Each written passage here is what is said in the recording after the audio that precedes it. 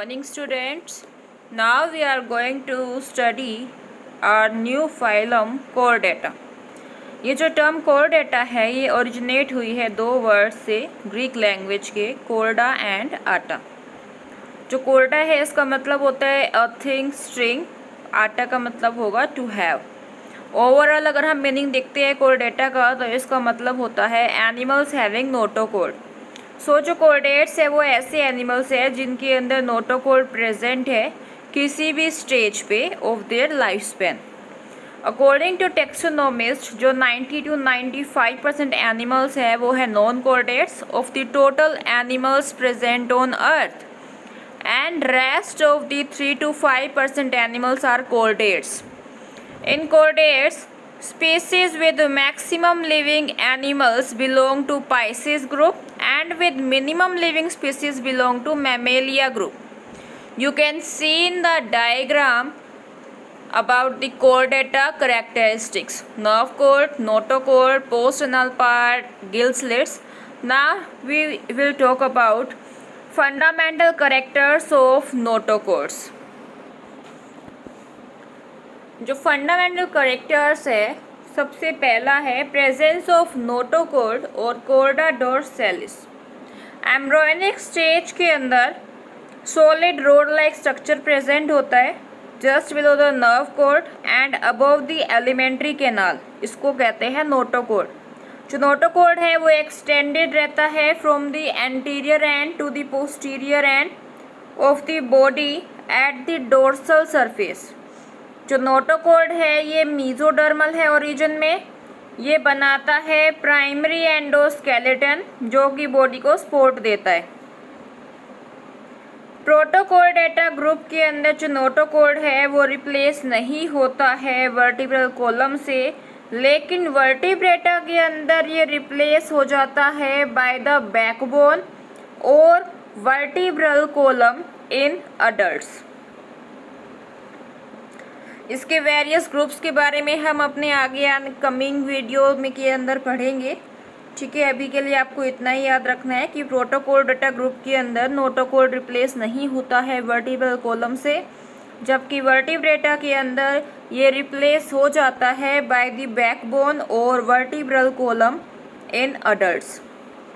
Next is presence of dorsal hollow nerve code.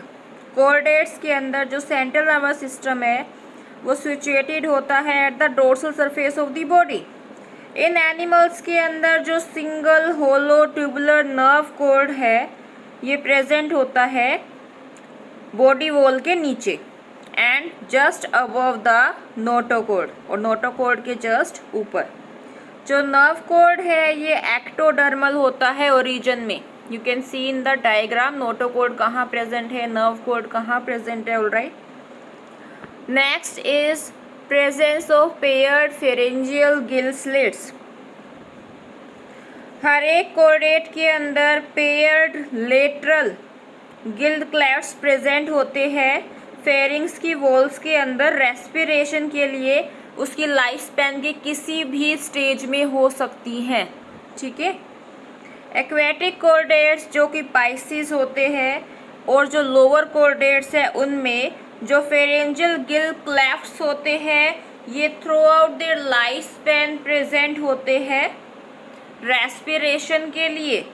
Terrestrial chordates के अंदर जो गिल क्लेफ्ट्स होते हैं ये सिर्फ एम्ब्रियोनिक स्टेज में ही पाए जाते हैं, अडल्ट्स में एब्सेंट होते हैं क्योंकि जो मेन रेस्पिरेटरी ऑर्गन्स हैं उनके अंदर लंग्स होता है।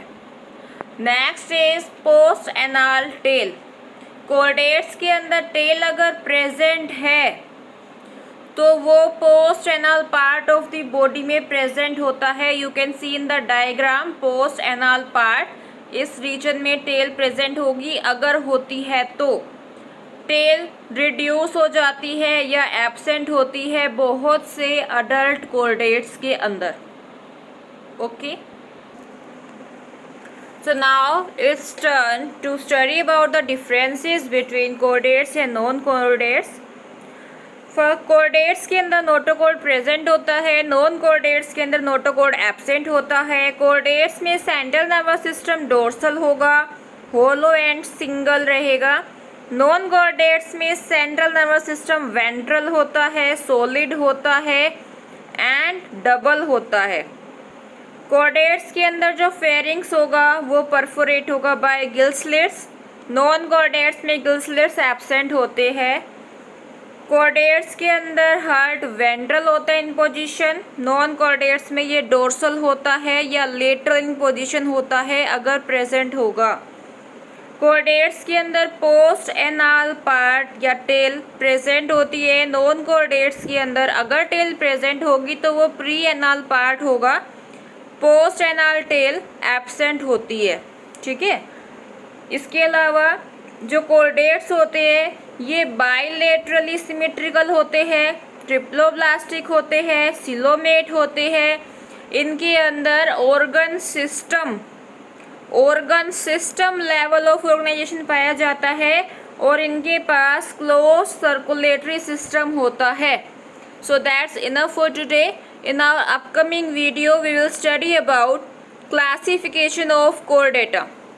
Thank you.